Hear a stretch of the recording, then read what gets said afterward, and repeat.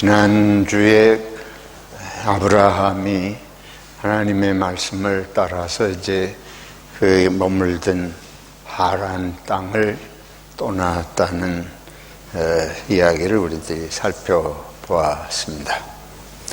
나이 75세에 하란 땅을 떠나서 점점 남방으로, 그러니까 이스라엘의 저 북쪽 위쪽에 있던 하란에서 팔레스틴 땅을 향해서 이제 길을 떠나게 됩니다. 하나님께서 자손을 주시겠다 하고 분명히 약속을 하셨습니다. 새로운 삶의 길, 우리식으로 말하면 이민자의 길을 떠났다. 나그네의 길을, 돌아올 기약이 없는 나그네의 길을 떠났다고 그렇게 볼 수 있겠습니다. 지난주에 본 우리 창세기 12장과 오늘 창세기 18장을 읽었는데 그 사이에 아브라함에게 여러 가지 사건이 일어납니다.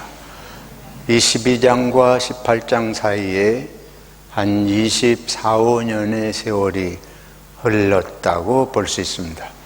75세에 떠나고 지금 18장은 아브라함의 아내 사라가 잉태를 해서 이듬해에 아기를 낳는 이런 시간이니까 25년 정도의 이제 시간차가 있다고 볼 수 있습니다. 남방으로 아브라함이 점점 내려가면서 그 조카 롯도 함께 길을 떠났습니다. 그들이 이제 목축업을 했기 때문에 두 사람이 이렇게 양을 치고 하는데 이게 점점점 숫자가 늘어나게 되니까 풀밭이, 목초지가 비좁아 가지고 아브라함의 목자들과 롯의 목자들 사이에 갈등도 생기고 그래서 롯과 아브라함이 헤어지게 됩니다. 이후에 이제 롯의 소돔기동 이야기도 나오지만 바로 이때의 목초지 문제로 이들이 갈리게 됩니다. 그것도 뭐 쉽지 않은 일이었을 거 아니에요. 친척지간에 조카를 두고 이렇게 갈등하면서 갈라지니까 이제 그런 어려움도 있었고, 그 후에는 또 무슨 사건이 있었는가 하면 15장에 보면 하나님께서 아브라함에게 다시 환상 중에 나타나서 말씀을 하십니다. 내가 내 자손을 번창게 하겠다. 그런데 뭐 하나님께서 약속은 하시고 길을 떠나고 했지만은 뭐 현실적으로 가능성이 없잖아요. 그런데 아브라함에게 여종이 하나 있었습니다. 하갈이라는 이집트 출신의 여종이 있었는데 사라가 아무리 기다려도 뭐 하나님이 약속은 하셨지만 아기를 가질 수 있는 그런 상황이 아니잖아요. 그래서 사라가 아브라함에게 아브라함이 자손을 둬야 되니까 그거는 절박하고 중요한 문제이므로 사라가 하갈을 아브라함에게 들여보내서 자식을 낳는 것이 좋겠다. 그래서 아브라함이 그 말을 듣고 하갈을 통해서 자식을 낳게 됩니다. 그러니까 그것도 굉장한 사건이에요. 나그네로, 이민자로 외지에서 자식이 없다가 여종을 통해서 자식을 낳고 그 과정도 얼마나 힘들었을지 짐작이 되게 됩니다. 그러고 세월이 흐르다가 오늘 18장에 하나님이 아브라함에게 나타나신 것입니다. 여기 보면 한낮에 해가 쨍쨍한데 하나님이 아브라함에게 나타나셨다. 그런데 아브라함이 하나님인 줄 알지 못한 거예요. 지나가는 나그네 세 사람이 나타났습니다. 근데 이때가 일반적으로 그들이 점심 식사를 하거나 쉬는 시간이다. 햇볕이 그렇게 쨍쨍할 때. 그래서 처음에는 아브라함이 여기 장면을 가만히 들여다보면 아브라함이 처음부터 세 사람의 나그네가 자기를 향해서 자기 집을 향해서 오는 줄을 뭐 그런 걸 깨닫지 못하고 있다가 갑작스럽게 그것을 알고 달려나가서 엎드려서 환영해드리는. 그래서 이 장면이 조금 세밀하게 들여다보면 조금 어색해요. 그래서 이제 학자들은 이 장면을 아브라함이 한낮에 졸고 있었을 것이다, 이렇게 생각을 해요. 그 졸다가 몽롱해가지고 있는데 갑자기 눈을 떠보니까 이 세 사람의 나그네가 자기 앞에 계신 걸 보고 놀래서 얼른 가서 절을 하고 모셔드렸다. 이것도 이제 우리는 조금 이해가 필요합니다. 당시에 그 지역에서는 지나가는 나그네가 있으면 아주 반갑게 정성스럽게 모셔서 대접하는 것이 그들의 풍습이었다고 그럽니다. 그러니까 이제 아브라함이 외지에서 그런 지나가는 나그네를 맞았을 때에 반가운 마음이 있었을 것이고, 또 어떻게 보면 외로운 처지였다고 볼 수도 있겠습니다. 우리 같이 이렇게 도시 생활도 아니고 또 자기 마을에 친근한 이웃들과의 이런 상황도 아니었던 것으로 보입니다. 그래서 이 세 나그네를 아주 정중하게 모셔드리고 급히 음식을 만들고 송아지를 잡고 이러면서 대접을 하는 장면이 나와요. 그러고서는 이제 그 세 나그네, 이 세 나그네에 대한 것도 여러 가지 이제 이론이 있는데, 성경으로 봐서 분명히 하나님이시니까 그 중에 한 분은 하나님이시고 셋으로 나타난 건 어떻게 봐야 되냐, 아마 양쪽의 두 사람은 천사였을 것이다, 이렇게 이제 설명도 하고 그래요. 다 설명입니다. 왜 그런가 하면 우리가 성경이 어떤 내용을 글자 그대로 구구절절히 이렇게 설명하지 않는 장면들이 많잖아요. 근데 사람들은 그걸 세밀하게 좀 알고 싶은 사람들은 또 이런저런 상상들을 해보는 거죠. 아무튼 그 식사하고 하나님께서 아브라함에게 말씀을 하세요. 내년 이맘때에 너희에게 자식이 있을 것이다. 근데 이거를 장막 밖에서 이 사라가 들었다는 거예요. 그걸 들으니까 자기에게 자식이 있을 거라고 하는 게 믿어지지 않잖아요. 그래가 웃었다. 저기 뭘 모르고 하는 소리거나 쓸데없는 소리, 밥 한 끼 잘 대접했더니 저런 헛소리를 하나, 이렇게도 생각이 됐을 거예요. 그런데 왜 네가 웃느냐? 그러니까 이제 진짜 놀라는 거예요. 보이지도 않는데 자기가 웃은 걸 어떻게 하시나, 이런 얘기입니다. 그리고 이제 21장에 가면 실제로 그 사라가 임신을 해가지고 아기를 낳았다. 이게 오늘 우리들이 읽은 내용입니다. 그래서 이 아브라함의 그 여정을 쭉 보면서 오늘 하나님께서 사람의 모습으로 이 길 가는 나그네의 모습으로 아브라함에게 나타나셔서 사라의 잉태를 말씀하시고 또 그게 실제로 불가능한 것인데 이루어지는 이런 것들은 무엇을 의미하는가 그렇게 생각을 해보게 되죠. 우리는 보통 여기 예를 들면 하나님이 나타나셨다. 근데 하나님은 대단하신 분이잖아요. 우리가 생각할 때 하나님이 나타나시면 그냥 지나가는 나그네 같은 모습이 아니고 누가 봐도 하나님인가 하고 놀랄 정도로 우리 뭐 왕이 어딜 간다. 왕이 이런 초라한 모습으로 나그네처럼 어디를 갈 리가 없잖아요. 대통령이 행차를 한다.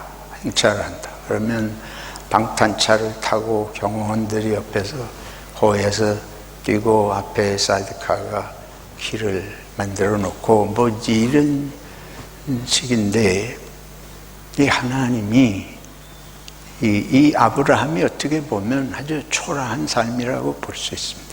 우리가 생각하는 그렇게 가진 것이 없어서 뭐 초라하다기보다 먼 길에 이민자로 그리고 나이 들어서까지 자식을 두지 못한 여기 철저하게 오늘의 주인공은 사라로 보입니다. 지금 말씀드린 대로 재산도 어느 정도 양은 많아져 가지고 조카하고 갈등이 생길 정도고 그 다음에 하갈을 통해서지만 자식은 낳잖아요. 하갈을 통해서 낳은 게 누군가 하면 이스마엘이고 오늘의 그 후손들이 중동 사람들이다. 그건 사실이죠. 그런데 아브라함은 뭐 여종을 통해서 낳든 사라를 통해서 낳든 자식을 아들을 낳았으니까 좀 위로가 될 수 있겠죠. 근데 여기서 정말 철저하게 외롭고 버려진 잊혀진 사람은 사라라고 볼 수 있을 거예요. 하나님께서 사라를 찾아오셨다 해도 과언이 아니라고 봅니다. 물론 15장에서 보면 하나님이 사라를 통해서 그러니까 네 씨를 내가 주겠다. 그건 이제 사라를 통해서 주시겠다고 하는 건데 그게 기다려도 안 이루어지면서 이제 하갈을 통해서 낳잖아요. 그래서 저는 이 성경을 보면서 하나님께서 잊혀지고 외로운 사라를 찾아오시고 나그네로 외롭게 있는 아브라함에게 오셔서 당신의 새로운 백성을 이루시는 그러니까 하나님은 우리가 생각하는 것하고 다르신 하나님입니다.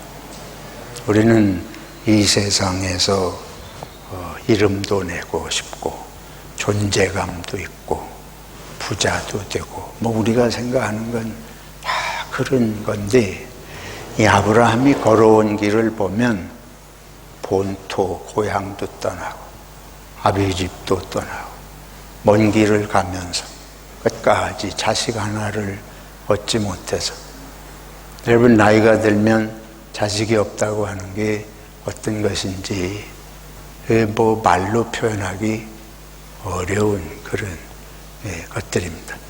전에 보면은 다른 목사님들이 그러더라고요. 손주를 안 둔 사람하고는 얘기가 안 된다.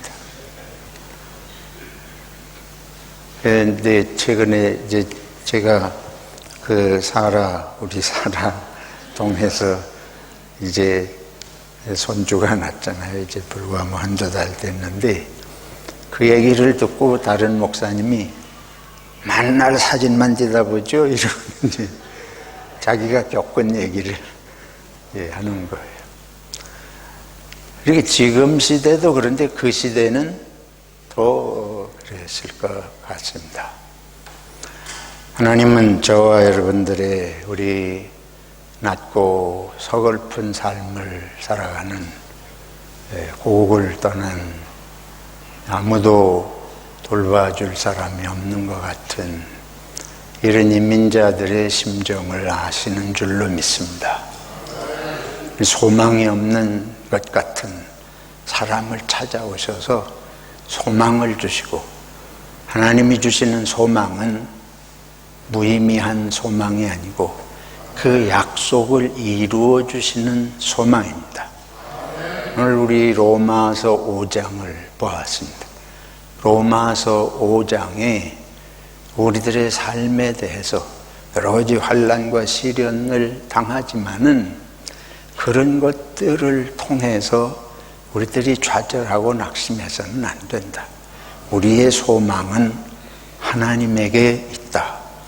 하나님께서 우리에게 소망이 되시는 것을 말씀하시면서 바울 사도는 하나님은 연약할 때, 우리가 이 로마서 5장 6절에 보면 우리가 연약할 때, 연약하다고 하는 건 질그릇같이 깨어지기 쉬운, 우리가 강하고 단단하고 대단한 인물이고 인생을 아주 의지력을 가지고 굳건하게 뭔가 성취하면서 살아가는 이런 인생이 아니고 다 자존감이 낮을 수도 있고 내일에 대한 염려 때문에 밤잠을 설칠 수도 있고, 이런 연약한 인생을 하나님께서는 돌보시고, 그리고 또 8절에 읽은 대로 우리가 아직 무엇이었을 때, 죄인 되었을 때, 하나님이 우리가 의롭고 누가 봐도 인정받을 만하고 뭐 이렇게 부러울 것이 없고 이런 것이 아니고 죄인인 우리를 구원하시려고 예수님이 오셔서 십자가를 지시고 죽으셨으니 이것이 바로 하나님의 참된 사랑이시다. 이걸 로마서 5장이 일깨워 주고 있습니다. 성경이 하나같이 말씀하고 있는 것은 하나님은 나그네의 하나님, 고아의 하나님, 과부의 하나님, 예수님께서 늘 그런 낮고 천한 사람들을 말씀하시잖아요. 오늘 우리들이 마태복음 9장을 읽어봤습니다. 9장 35절 이하와 10장 1절로 23절 읽었는데, 거기 보면 예수님께서 무리를 불쌍히 여기시고, 무리를 불쌍히 여기시고 제자들을 이제 제자들을 보내시면서 병을 고치시고 귀신을 내쫓는 권능을 주셨다. 이거는 기적 이야기가 아닙니다. 당시 갈릴리 지역에 병들어도 제대로 치료 한번 받기가 힘들고, 귀신 들려서 사람이 아닌 그 가족은 밤낮없이 씨름을 하고 본인은 자기가 어떤 삶을 사는지도 모르고 사는 이러한 사람들을 돌보고 그들을 돕고, 이런 이야기 옳습니다. 그렇게 하라고 제자들을 보내신다는 얘기예요. 우리가 무슨 파송한다, 교회가 조금 교세가 생기고 이러면 뭘 선교사를 파송한다, 단기 선교를 간다 하는데, 우리의 태도처럼 우리가 무슨 미개 지옥에 가서 뭘 좀 이렇게 하는 것 같은 이런 생각으로 제자들을 보내신 것이 아니에요. 그 상황을 우리들이 알아야 돼. 이 병 고치는 능력, 귀신 내쫓는 권능을 주셨다 하는 얘기는 가서 이 대단한 하늘의 능력을 가지고 위세를 부리고 남이 못하는 걸 하는 이런 걸 보이라는 얘기가 아니고, 정말 실제로 낮고 병들고 힘든 사람들의 그곳에 가서 그들을 돕고 함께 하라는 얘기인 줄로 믿습니다. 그래서 예수님께서 제자들을 이제 보내시면서 몇 가지 파송하시면서 부탁의 말씀을 하세요. 너희가 잊지 말 것은 첫째는 천국이 가까웠다. 천국 복음을 전해라. 다른 일 하러 가는 게 아니고 천국을 알리라는 거예요. 이런 병들고 귀신 들리고 불쌍한 사람들에게 소망이 있어야지. 이런 사람들이 소망을 가져야 되겠는데 그 소망이 뭐냐? 천국이 있다. 하나님의 나라가 있다. 하나님이 여러분들을 버리신 것이 아니고 하나님은 여러분을 알고 계시고 돌보고 계신다 하는 것을 제자들이 가서 몸으로 삶으로 필요한 때는 하나님의 능력을 통한 치료로 보이고 돌보시라는 말씀이 옳습니다. 그래서 이 세상의 궁극적인 소망은 뭐예요? 천국입니다. 하나님의 나라. 죽음 이후에 뭐 그것만이 아니고 하나님이 지금 함께 하시고 돌보시고 하신다. 이걸 알려주라는 거예요. 하나님도 모르고 살고 없는 것처럼 살고 그래서 불안하고 우울증에 시달리고 이렇게 살아서 뭐하나. 세상에 뭐 아주 대단한 인생의 의미에 확신이 있어가지고 열정을 내서 그렇게 사는 사람들, 또 그것을 이룬 것으로 보이는 사람들, 집도 그럴 만한 거 가지고 있고 학위도 따고 세상에 지위도 없고 이런 사람들을 보면 보통 사람들은 그렇지 못한 사람들 나는 이거 뭔가 내가 이래가지고 장가나 갈 수 있겠나, 내가 이래가지고 소망교회에 있으면 젊은이도 없는데 시집이나 갈 수 있겠나. 현실적인 문제예요.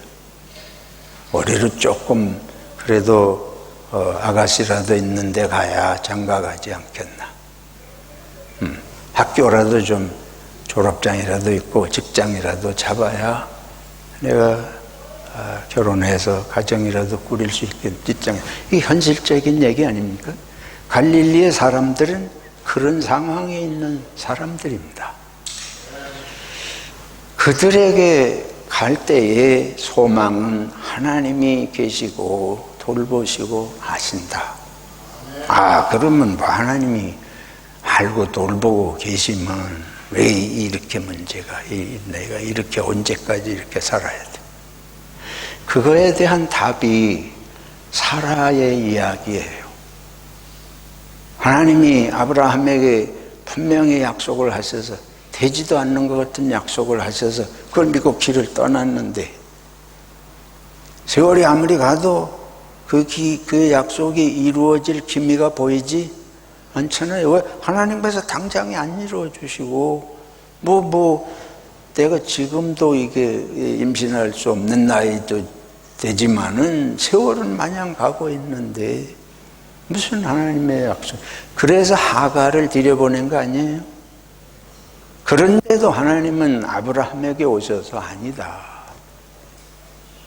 내 씨는 사라를 통해서 날 것이다. 그러고도 세월이 한참 가요.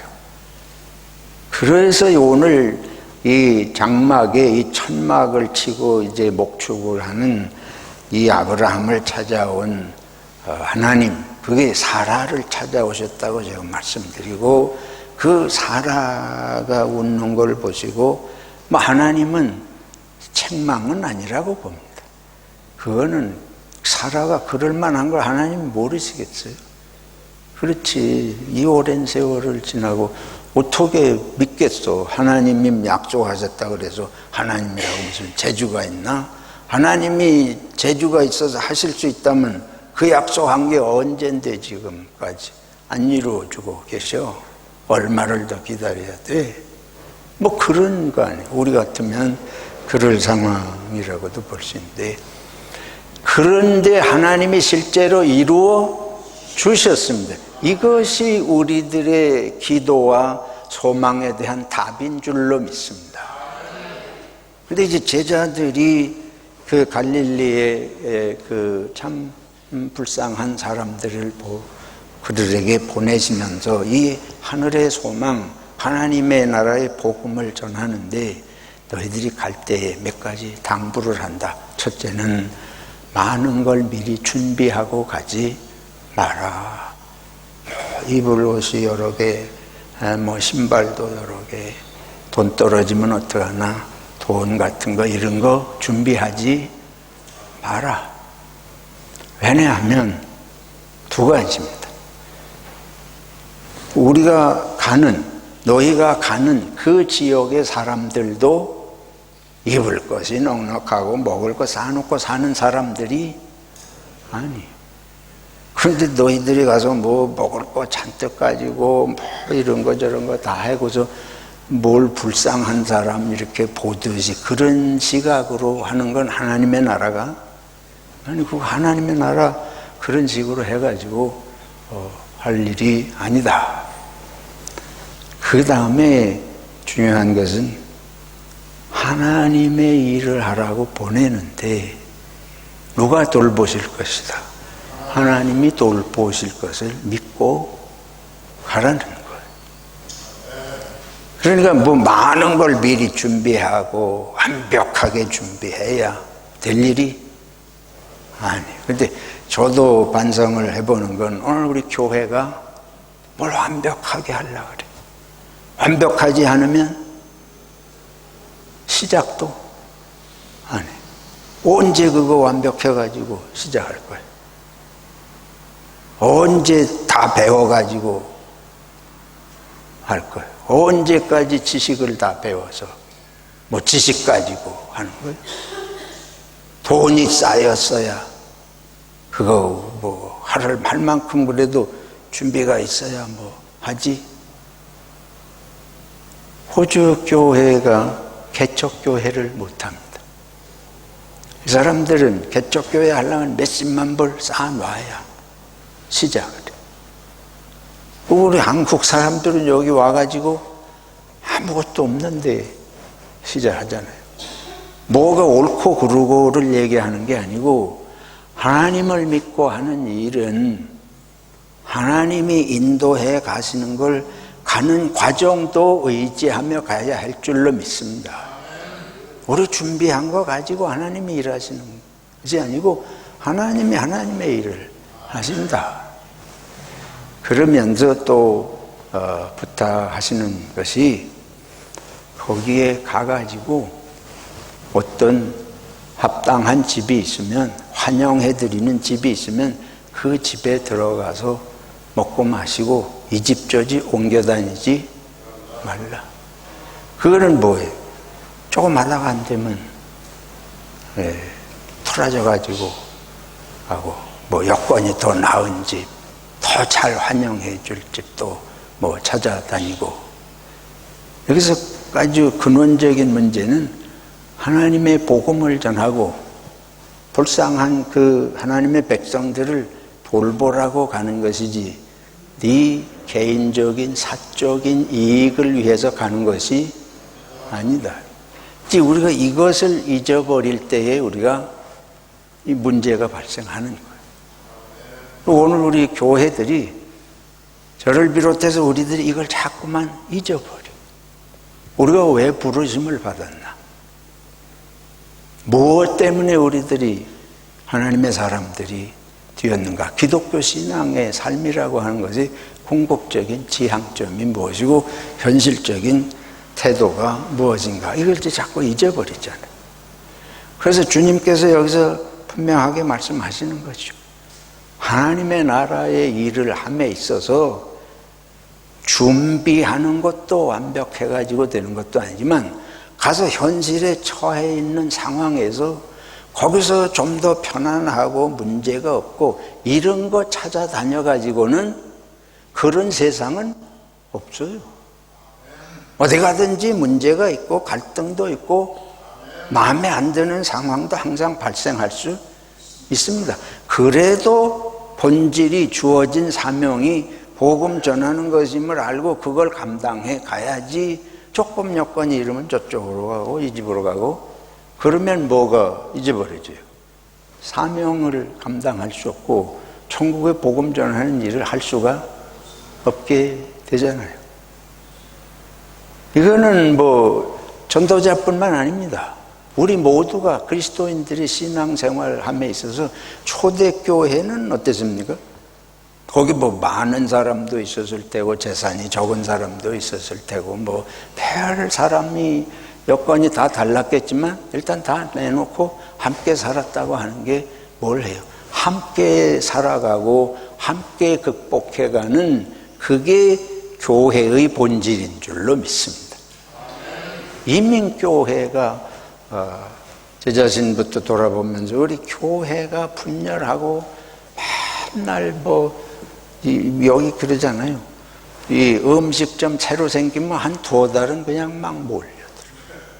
그러다가 몇 달 지나면 또 다 썰물같이 빠져나요. 이민교회가 그러잖아요. 왜 그렇습니까? 이게 교인이 이런 얘기하면 또 좀 죄송한 얘기인데 우리가 신앙생활의 목적을 잃어버려요. 제자의 길이 무엇인지를 우리 까맣게 잊어버리고 있어요. 계속해서 나를 더 잘 영접해 주는지 그거 찾아서 옮겨 다닐 거 아니에요. 내 유익과 내 사적인 기독교가 지금 사적인 기독교가 됐습니다. 그게 그거예요. 우리가 공적인 하나님 나라의 공적인 존재들로 일꾼들로 부름받았다는 의식이 희박해지고 하나님 나라가 내 사유물이에요. 사유물. 이 자본주의 사회는 뭐든지 내 거가 돼야 되잖아요. 남의 건 소용이 없어요. 그러니까 사유재산 제도라는 게 열심을 내게는 하지만 내 것이 아닌 것을 위해서는 안 하는 거예요. 오히려 방해놓고 망하게 공작도 하고. 그래 교회도 똑같아진 거 아니에요? 교회도 내게 유익하고 도움이 되고 나를 위한 이거 사유재산처럼 내 것처럼 교회가 편리하고 나를 높여주고 내게 좋은 거 찾는 거 이게 안 되면 아무 때라도 버리고 떠나고 그러니까 사유물이죠. 교회가 내 사유물처럼 된 것이 자본주의 사회에서 교회의 심각한 타락상이고 현실입니다. 그럼 초대교회가 보여준 것은 교회는 내 것이 아니, 내 거를 어떻게 해야 돼? 내놓고 함께 그게 초대교회의 핵심이에요. 교회라는 거는 온 세상을 내 거 만드는 게 아니고 내 것을 하나님의 나라를 향해서 내놓는 그래 형제자매가 함께 하나님의 자녀로 살아가는 이것이 이제 아주 극단적인 대비 현상이 오늘날 일어나고 있다고 볼 수 있습니다. 또 제자들에게 예수님께서 한 가지 또 말씀하신 것은 복음을 전하고 다니는데 열심히 복음 전하면 사람들이 환영해 주고 또 보상도 좀 있고 뭐 이렇게 명예심도 있고 그런 걸 기대하지 말라. 그게 아니고 오히려 너희가 고발당하고 끌려가서 박해당하고 감옥에도 갇힐 수 있다. 이거를 알아라. 왜 그러냐? 세상은 선하지만 않습니다. 세상엔 악이 있어요. 그러니까 뱀같이 지혜로울 필요가 있습니다. 그리스도인들이 선한 마음으로 온유한 마음으로 사랑의 마음으로 하나님의 나라를 증거해야 되지만 세상은 항상 이런 물론 씨를 뿌려도 벌레가 나서 다 갉아먹고 뭐 이러듯이 항상 악이 있어요. 사탄의 역사가 있어요. 회방하는 세력이 언제나 있습니다. 이걸 영적으로 잘 분별하고 지혜롭게 할 필요가 있다. 그러나 두려워하지 말라. 잡혀갈 텐데 고발도 당하고 뭐 할 텐데 두려워하지 말라. 성령께서 함께 하셔서 무슨 말을 어떻게 해야 할지 잡혀갔을 때 그리고 내가 너희와 함께해서 모든 것을 돌볼 테니까 두려워하지 말고 끝까지 이 사명을 감당해라. 할렐루야. 이게 오늘의 말씀입니다. 그래서 바울 사도는 로마서에서 강력하게 환난을 당하지만, 시련을 당하지만 인내하고 이 끝까지 참으라.